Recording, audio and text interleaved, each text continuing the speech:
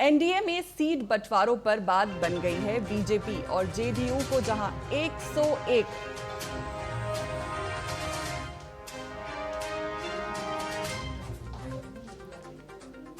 NDA में seat बंटवारों पर बात बन गई है बीजेपी और जेडीयू को, जहां 101 सीटें मिली हैं। वहीं चिराग पासवान की पार्टी के हिस्से 29 सीटें आई हैं, जबकि हम और आरएलएम को 6 सीटें मिली हैं। वहीं सीट बंटवारे के बाद जेडीयू के कुछ नेताओं को टिकट मिलना तय माना जा रहा है। ऐसे में जेडीयू के संभावित उम्मीदवारों की लिस्ट सामने आई है। जेडीयू के संभावित उम्मीदवारों को टिकट मिलना तय है।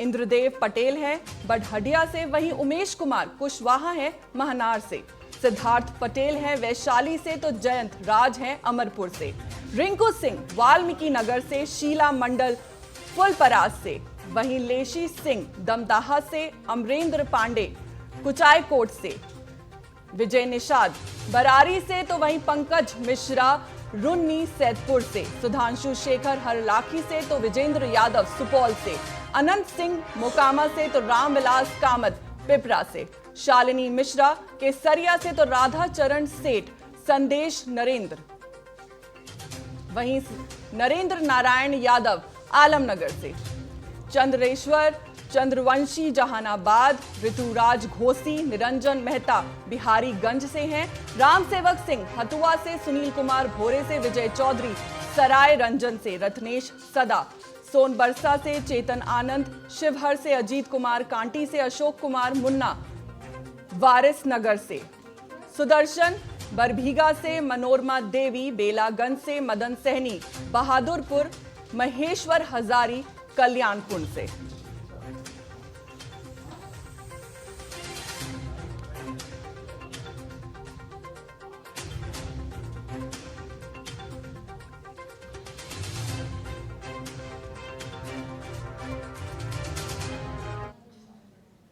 हमारे साथ इसी खबर पर जुड़ चुकी हैं हमारी संवाददाता अपराजिता, आपसे ये जानना चाहेंगे, क्या जेडीयू ने इन सभी नामों पर आधिकारिक मोहर लगा दी है या अभी भी चर्चा जारी है? बिल्कुल फौजिया, देखिए आपको बता दें कि ये संभावित उम्मीदवारों की जो लिस्ट हमारे पास आई है, टीएनपी के पास आई है, इस पर अभी औपचारिक रूप से जो है मोहर लगाना बाकी है। लेकिन कहा जा रहा है कि जिनके भी नाम हमने बताए हैं वो सारे के सारे जो है उनकी बातें पक्की है, यानी कि उनको इस सीट से मिलने की ज्यादा चांसेस हैं।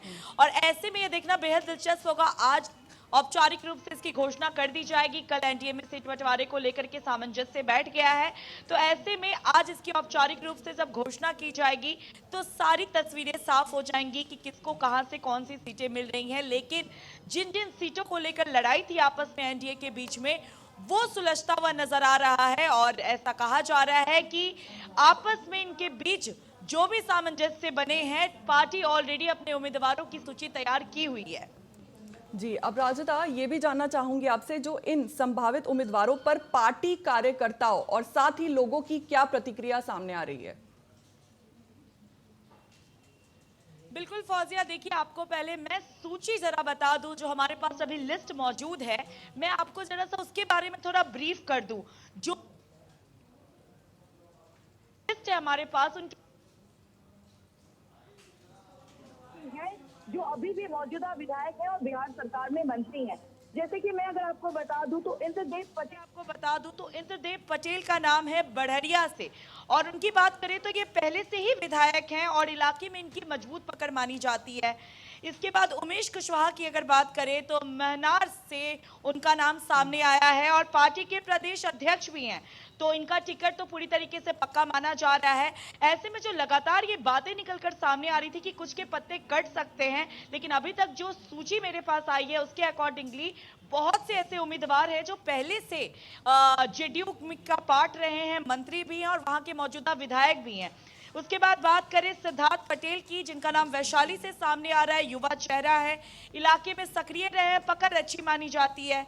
जयंत राज अमरपुर से अगर बात करें तो वो अभी मौजूदा मंत्री हैं बिहार सरकार में और नीतीश कुमार के एक भरोसेमंद चेहरे के रूप में जाने जाते हैं।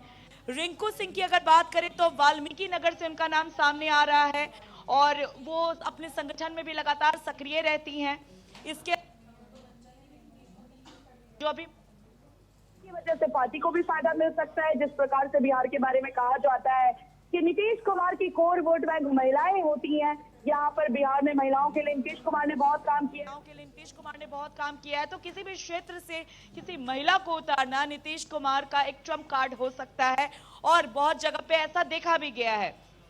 इसके अलावा लेसी सिंह जो धमदाहा विधानसभा से और एक बहुत ही सशक्त नारी जो उन्होंने अपने क्षेत्र में बहुत ज्यादा कहते हैं कि काम किया है और उनकी पकड़ भी अच्छी है। इसके साथ साथ लेसी सिंह मंत्री भी हैं। और लेसी सिंह की बात करें तो लेसी सिंह के बारे में ये कहा जाता है कि वो जो अभी मौजूदा विधायक भी हैं धमदाहा से, और लेसी सिंह बहुत लोगों के बीच में लोकप्रिय भी हैं। इसके अलावा अमरेंद्र पांडे कुचाय कोट से पुराने नेता हैं, संगठन में पकड़ अच्छी है। विजय निषाद बड़ारी से, पंकज मिश्रा की अगर बात करें तो रूनी सैदपुर से उनका नाम सामने आ रहा है। नए हैं लेकिन सक्रिय नेता के रूप में जाने जाते हैं। सुधांशु शेखर हरलाखी से मौजूदा विधायक हैं, इलाके में काम वाम किए हैं। लोगों के बीच में मिलीजुली प्रतिक्रिया देखने को मिली थी जब हम गए। मंत्री भी हैं और नीतीश कुमार के भरोसेमंद चेहरे भी हैं। इसके अलावा अनंत सिंह की अगर बात करें तो मोकामा से इस बार अनंत सिंह को जेडीयू टिकट देती हुई नजर आ रही है फौजिया, और अनंत सिंह का यहां पर अलग ही रुतबा देखने को मिलता है। अनंत सिंह की अगर बात करें तो 2005 से 2015 तक वो जेडीयू में लगातार सक्रिय रहे थे और अनंत सिंह को छोटे सरकार के नाम से जाना जाता है। 2015 में अनंत सिंह अलग हो गए थे और निर्दलीय चुनाव लड़कर जीत गए थे और 2020 में आरजेडी से उन्होंने चुनाव लड़ा था। और उसके बाद अगर अनंत सिंह की बात करें तो AK-47 अपने घर में रखने की वजह से उनको जेल जाना पड़ा, लेकिन 2024 में उनको जो था हाईकोर्ट ने बरी कर दिया था और अब वापस से जेडीयू में उनकी वापसी हो रही है और मोकामा में इनकी काफी अच्छी पकड़ मानी जाती है। इसके अलावा रामविलास कामत का नाम पिपड़ा से सामने आ रहा है जो पुराने जेडीयू नेता हैं और अभी के मौजूदा विधायक भी हैं। शालिनी मिश्रा केशरिया से, राधा चरण सेठ संदेश से जो पुराने कार्यकर्ता हैं और संगठन में वफादारी के साथ आगे बढ़ते हैं। नरेंद्र नारायण यादव आलमनगर से, चंद्रेश्वर चंद्रवंशी की अगर बात करें तो जहानाबाद से इनका नाम सामने आ रहा है और पिछली बार करीबी मुकाबले से ये जीते थे। और ऋतुराज की बात करें तो घोषी से इनका नाम आ रहा है, युवा चेहरा और काफी सक्रिय चेहरा माने जाते हैं।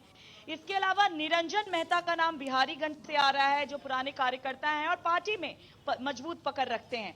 रामसेवक सिंह हथुआ से, सुनील कुमार भोरे से, विजय चौधरी सराय रंजन से नाम सामने आ रहा है, वरिष्ठ नेता हैं, मंत्री भी हैं नीतीश सरकार में अभी और भरोसेमंद चेहरा है। रत्नेश का नाम आ रहा है सोनवर्षा से। अगर रत्नेश सदा की बात करें तो अभी बिहार सरकार में मद्य निषेध मंत्री भी हैं और सोनवर्षा से ये अभी मौजूदा विधायक भी हैं, इनका नाम फिर से सूची में सामने आ रहा है। इसके अलावा चेतन आनंद का शिवहर से, अजीत कुमार का काटी से नाम सामने आ रहा है, संगठन के पुराने नेता है, पार्टी लाइन पर लगातार काम करते हुए नजर आते हैं। अशोक कुमार मुन्ना वारिसनगर से विधायक हैं, इलाके में लोकप्रिय भी हैं। सुदर्शन टीका नाम बरबिघा से सामने आ रहा है, स्थानीय मुद्दों पर लगातार आवाज उठाते, लेकिन जब आप क्षेत्र में जाइए तो कुछ लोग चाहते हैं कि बदलें। मनोरमा देवी का बेलीगंज से नाम सामने आ रहा है, ये भी एक महिला चेहरा है। अभी तक जितने हमने नाम आपको बताए हैं उसमें से 3-4 तो महिला चेहरा का नाम सामने आया है जिनकी उनके इलाके में मजबूत पकड़ है। मदन साहनी बहादुरपुर से, और मदन साहनी अभी बिहार सरकार में मंत्री भी हैं और पुराने नेता हैं। और उसके बाद महेश्वर हजारी की अगर बात करें तो कल्याणपुर से उनका नाम सामने आ रहा है, उपसभापति रह चुके हैं और लंबे समय से पार्टी में सक्रिय हैं। तो ये जितने भी संभावित उम्मीदवारों के नाम हमने आपको बताए हैं, फौजिया जेडीयू की ये लिस्ट थी, ये सभी के सभी ज्यादातर लोकप्रिय है, अपने क्षेत्र से मौजूदा विधायक भी हैं और इनकी पकड़ मजबूत मानी जाती है। लेकिन इस बार जिस तरीके की ऐलान हो रही थी, जो घोषणा की जा रही थी कि कुछ चेहरे जो हैं वो कट सकते हैं, मोहर लगा सकते हैं, के चेहरे कट सकते हैं क्योंकि जनता लगातार शिकायत कर रही थी।